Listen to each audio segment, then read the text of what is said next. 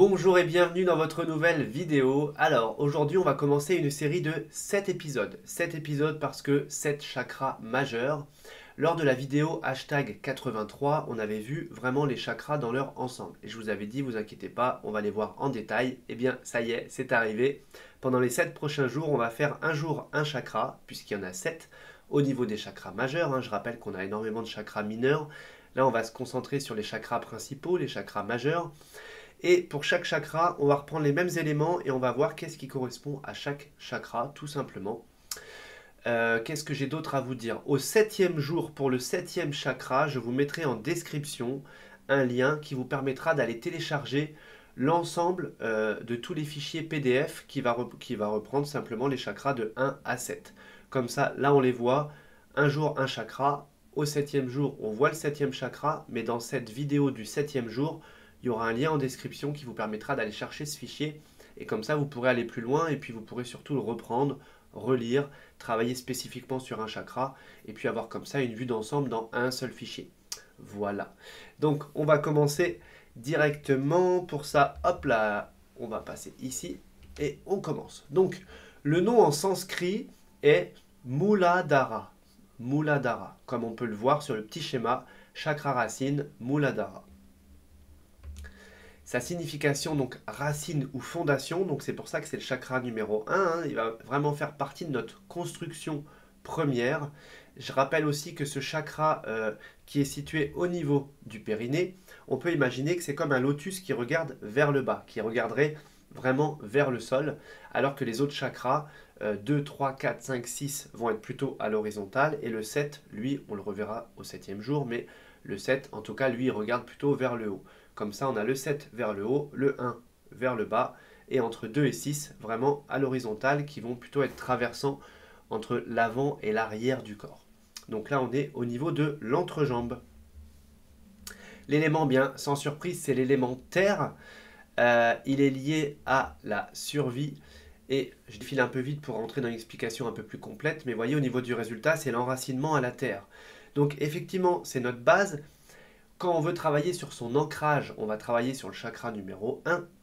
Et effectivement, la survie, c'est-à-dire que dès que notre survie est un petit peu menacée, c'est ce chakra-là qui rentre en ligne de compte. Et attention, parce qu'il y a des personnes qui sont en mode survie un peu prolongé.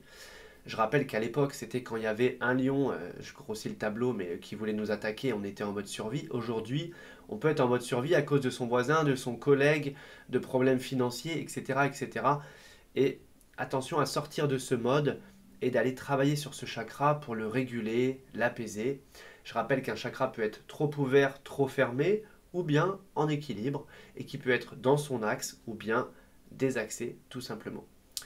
Donc, ce chakra, il appartient aussi au niveau identité, au plan physique, et on va voir qu'on va avoir une construction avec les différents chakras. Tous les chakras sont interconnectés, donc on voit bien que ce chakra numéro 1, il est hyper important. Ça peut être aussi pour être dans l'instant présent, etc. Eh bien, ça va être ce premier chakra. Dans la vidéo numéro 83 de la chaîne, on a vu les chakras dans leur ensemble. Et dans la vidéo numéro 90, on parle de la méthode RAS, qui permet justement d'aller chercher cet ancrage sans fermer les yeux, sans visualisation. Parce que sinon, on vous parle souvent de racines rouges, fermer les yeux, visualiser, etc. pour aller travailler sur l'ancrage. On verra qu'avec la méthode RAS, ça va plus vite et il n'y a pas besoin de visualiser. En fait, c'est surtout ça. Énergie négative, la peur. Si vous êtes dans la peur, eh bien c'est ce chakra qui va être affecté. Et si ce chakra est affecté, ça peut vous conduire à être dans ces énergies-là. Les glandes, ce sont les glandes surrénales qui sont associées à ce chakra, puisqu'à chaque chakra sont associées des glandes du système endocrinien. Troubles physiques, obésité, anorexie, sciatique, constipation. Alors, c'est une liste qui est non exhaustive, il y a bien d'autres choses, mais ça vous donne un petit peu l'ambiance, en tout cas, du chakra. Sa couleur, c'est pas une surprise, c'est le rouge. Le mantra, c'est ce qu'on va pouvoir prononcer. Donc c'est un L minuscule qui veut dire l'âme. Donc on va juste dire l'âme, l'âme. Et voyez, vous pouvez prendre le temps de le prononcer, puisque le L va être super importante, la première lettre, parce que d'un chakra à l'autre, c'est cette première lettre qui change. Et ensuite, on garde le âme, Après, ça peut se transformer pour d'autres chakras, mais en tout cas, s'il n'y a qu'une lettre qui change, ça veut dire qu'il faut bien insister sur la sonorité de cette lettre-là si vous voulez être dans l'utilisation du mantra. La planète, bon bah pas de surprise, c'est la Terre. La Terre et Saturne également. Mais on va penser vraiment à la Terre. Ça reprend cette notion d'ancrage, etc., de construction, de racines. Donc il y a toute cette logique-là aussi. Au niveau métaux, eh bien, c'est le plomb.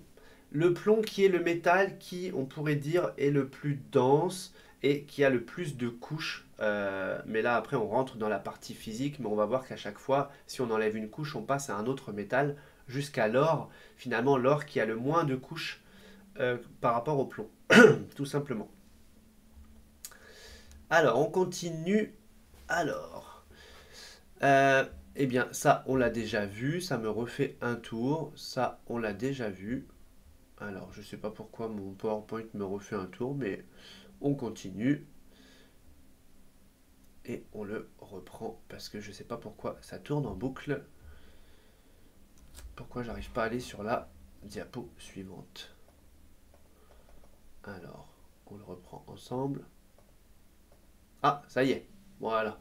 Ok, super. Alors, ne me demandez pas pourquoi il y a eu ce petit bug. Ça l'a déjà fait une fois. J'ai retourné la vidéo. On va garder, c'est pas grave. Hein, on a le droit de ne pas être parfait. Et puis, je suis complètement à l'aise avec vous. Donc, on continue au niveau des minéraux.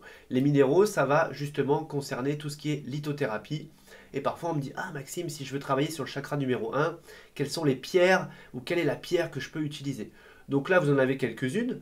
Rubis, grenat, hématite, jaspe rouge. On peut aussi se dire d'une manière générale que très souvent, si vous prenez une pierre qui a la couleur du chakra, il y a de fortes chances pour que ça corresponde à ce chakra-là. En tout cas, là, comme ça, vous en avez quelques-unes. J'en profite, là, je vois hématite. Hématite, ça fait penser à hémato, ça fait penser au sang. Donc, pensez aussi que si vous avez des problèmes de circulation sanguine, eh bien, l'hématite est très adaptée. Voilà, je ne rentre pas dans plus de détails. Au niveau, alors je sais pas, je crois que c'est la touche de mon clavier qui me fait faire ces petits bugs.